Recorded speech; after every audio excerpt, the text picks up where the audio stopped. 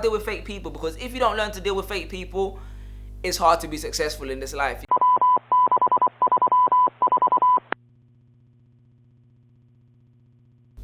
It's mad. I feel like this is the first time in the longest time that I've had to actually turn down my iOS on the camera, because as you can imagine, it's actually hot in London for the first time in a minute. Not in a minute, but we've been experiencing heat waves, you know, global warming, all that. So I've got my summer gear on, you know what I mean? It's funny, I'm not a stylish kind of guy. Like, I don't do swag like that. Today I made a little bit of an effort in it. So make sure you go like the pictures I put on my Instagram with my outfit in it.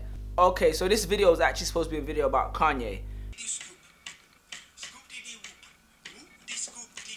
And I filmed the video, and then the whole TMZ thing happened, innit? And I feel like the video wouldn't be accurate or even relevant unless I addressed that and gave my opinion on the whole conversation. So I had to just scrap that, which is the most annoying thing you could do ever. Yeah, but ultimately the whole point of the video was about people and expectations of people and how we expect people to be a certain way and people change, etc, etc. And then I guess that kind of inspired, I was speaking to my wife, and it inspired another kind of perspective on this subject, you know what I mean? So basically, I remember when I was like 16, 17, like I was madly in love. When you're young, you know, you think everything is love, you know what I mean? I had this mad crush on this girl, innit?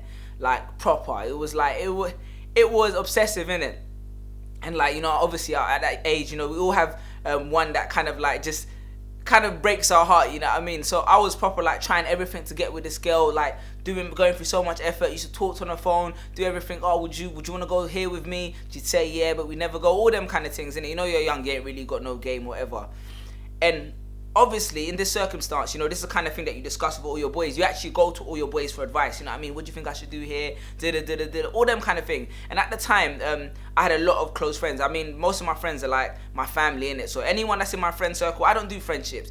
Like, if I know you're an acquaintance, if I call you my friend, that means you're like family. It means you've met my mum, you've come to my yard, you ate food, you know, in my house, you get what I'm saying?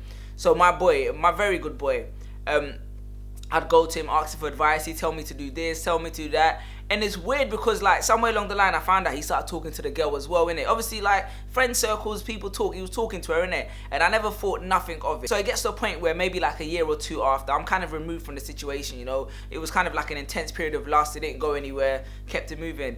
That I found out that he'd actually gone behind my back and done a thing with a girl. By doing a thing, mean like they were intimate in some capacity, do you get what I'm saying? And did that hurt me? Did I fall out with my friend over it? I didn't fall out with him over it. And I think back to why, and I realized that, like, my friendship was not worth that situation with that girl.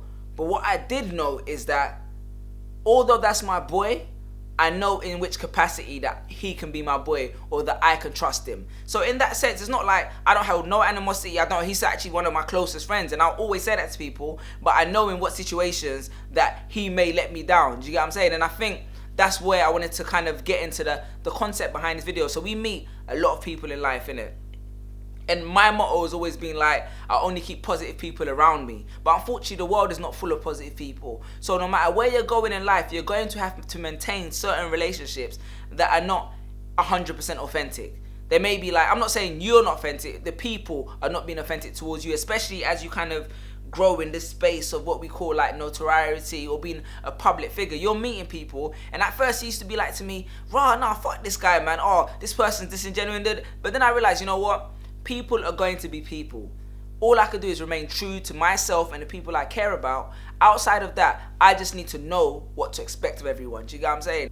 I may meet like an artist. I may meet an artist that I really like, and I'm like, oh, we should collaborate on something, innit? And it's cool. Me and the artist are working together, And then I realized that when it comes to the artist, he's like very promiscuous and flirty with women, and he's done a thing with a couple of his boys' friends, Now, that's cool, we can still collaborate, but I'm not gonna bring you around my sister. Do you get what I'm saying? I won't even bring you around my wife like that. Do you get what I'm saying? It's all understanding the dynamics in which you can manage a relationship. So on that basis, some people are fake. Now, not everybody's real. Let me give you a better example. Listen, I may collaborate with like this brand or company, whatever, and I like the company, I like the brand, but the owner, the manager of the company, I realize like this guy is only pretending to be my friend because he knows what he can get out of it.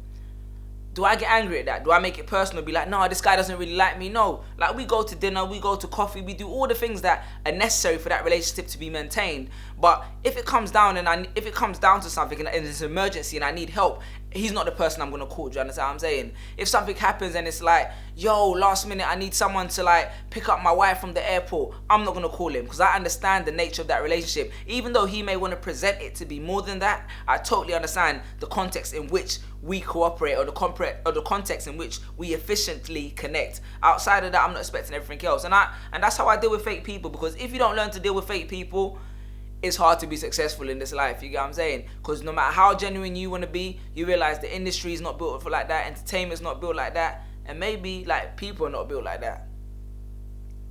That's a nice point to conclude on, isn't it? But yeah, more let me know what you think of that subject. Like, I'd like to know other people's experiences, like dealing with fake people, like how they manage it. And then outside of that, I'm working on my new show. I'm gonna announce the date soon. Outside of that, I finished my new show. I'm gonna announce the date soon. Looking forward to seeing all of you there. Gonna start releasing content from it, man. I'm excited. Hopefully it's gonna be a good year. This is actually gonna be one of my biggest shows yet. The title reveal coming very, very, very soon. I hope you lot all stay blessed, yeah? And I hope you only keep positive people in your circle. Listen. Some mornings I wait early just to listen to the sunrise. So I try to tell my cousin that she can take pictures that ain't for the gram.